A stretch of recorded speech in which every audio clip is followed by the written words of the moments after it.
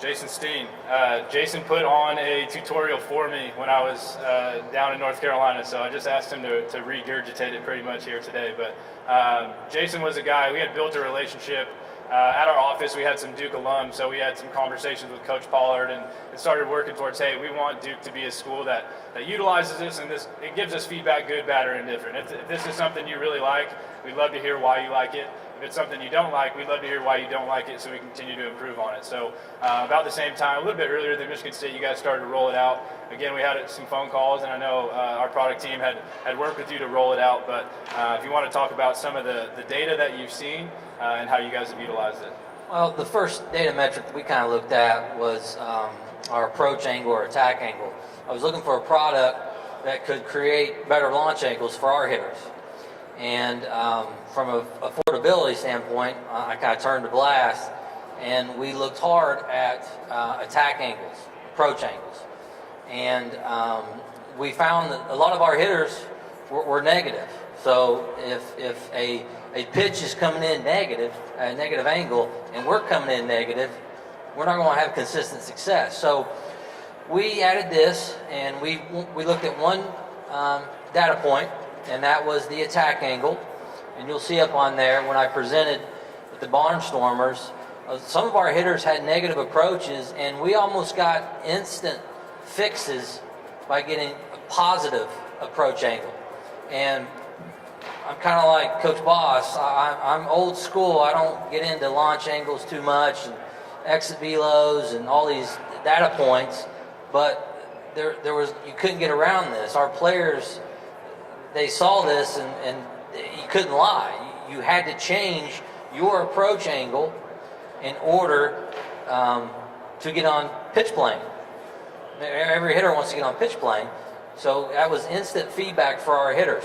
And we've got some potential first-round draft picks, and they took to this data as well. And a couple of them, they weren't real excited about it at first, but then they saw that, they saw the data, can't lie, and they were slowly fixing things. And I'll point out one young man, Griffin Conine, I think is either a positive one. My eyes are so bad, Justin. Yeah, he's a positive one on this trip. He was a positive one. Griffin has the ability to hit 20 home runs this season. Probably needs to be at about a 6 to 10 approach angle or attack angle. And we've run reports since that one. That was one of the first reports that we ran, and he's corrected it. And he needs to be a guy, like Jake says, that needs to hit the ball in the air. Some guys don't. So I think he'll improve his draft status just on this data. And then kind of secondary, that was the only data point I was looking at, was the approach angles and attack angles. But I accidentally stumbled upon, for me, was the vertical bat angle. And there was a couple hitters that were getting minus 35. Again, Justin, if you could help me out, my eyes are so bad. Yeah, we got a guy highlighted. I think it's is it Erickson Nichols? Yeah, Erickson Nichols got a negative 42. Negative 42. And a pro hitter, his vertical bat angle is going to be right around 25 or 30. I didn't really know that until I started working with Blast. And then I started kind of incorporating that, found it on accident, really. Look at this bat angle. And it's corrected some things. We ran a report, and Erickson has his maybe down to 35. He's getting a little bit closer. So I kind of stumbled on another data point that I really liked. I don't use the other ones. I'm not that smart enough to use those. Kind of too much old school at times.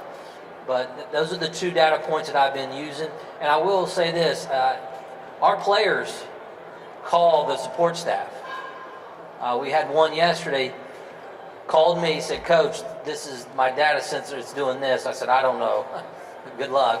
And I had him reach out to and picked up right away.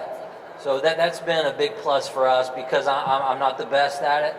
I'm not that savvy with technology, but if our players can call them and kind of eliminate me, that's pretty daggone good. We are fortunate enough to have every sensor on a bat for our players. But I've talked to high school coaches that want to use just one specific data point. And I said, well, just buy 2 or 3 and it'll work for you. But that's how it's helped our program. Yeah, that's awesome. I think the major takeaway here, you see a hitting report of his entire roster. Some guys have 400, like Griffin's got 429 swings, and there's guys that have 7, 10 swings.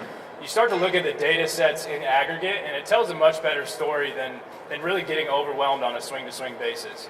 Coach Stein mentioned vertical bat angle. That's pretty much indicative of the plate coverage that you're going to get. That's the barrel's relationship to the handle. So if I'm getting good plate coverage, I've got a flatter vertical barrel angle in the -20 to -30 range that Coach was talking about.